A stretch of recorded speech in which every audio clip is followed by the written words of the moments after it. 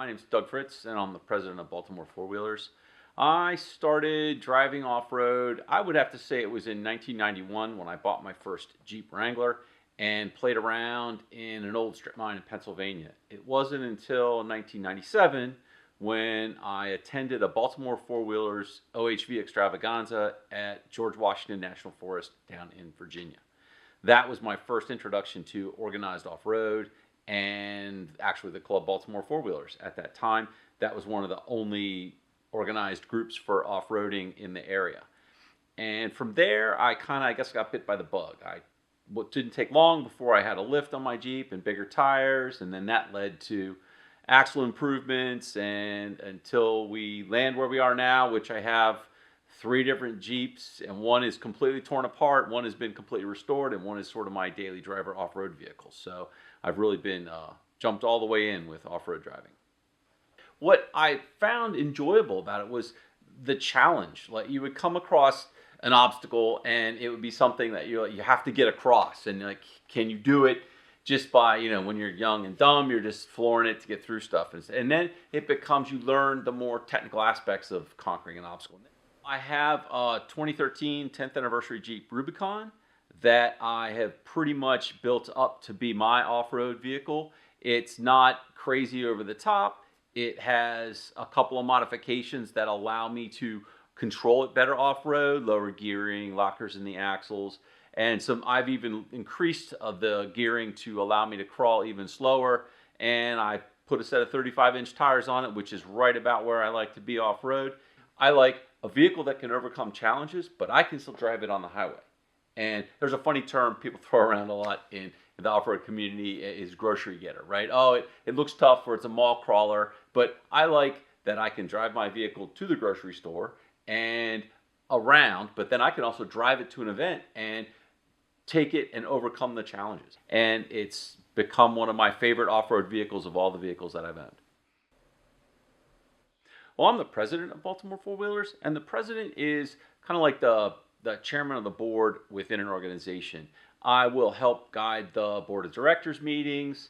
I will work with the membership meetings we have monthly to go over what we're going to talk about for that month, what's coming up, what has happened in the past, where we are with the club financially.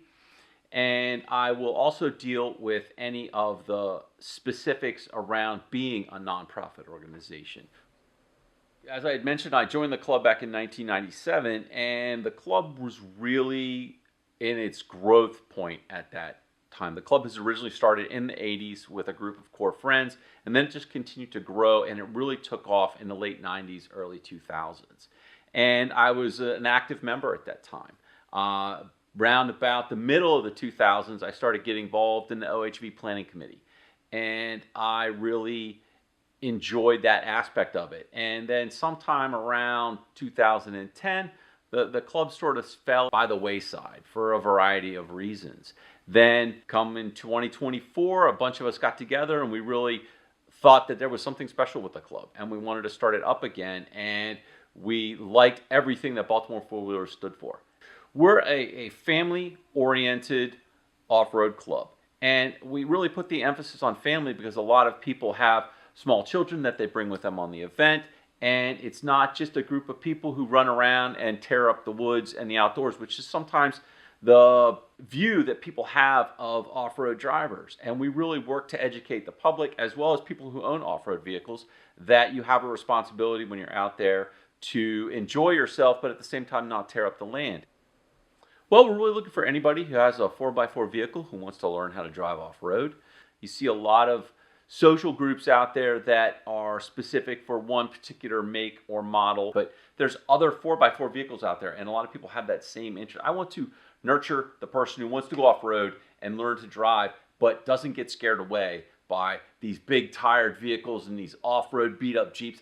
I want to appeal to that person and show them that we're more than just either a Facebook group or a bunch of hardcore guys that don't like to take someone out on a trail that's just a gravel road and teach them. We want to be the teaching club, but we also have appeal for those guys who like the hardcore. We have some of those members too. What I like about the club and what I'd like to see our club continue to advance is something for the novice as well as something for the person who likes the hardcore stuff. And at the end of the day, we all like the same activities, but we have different levels of those activities that we like.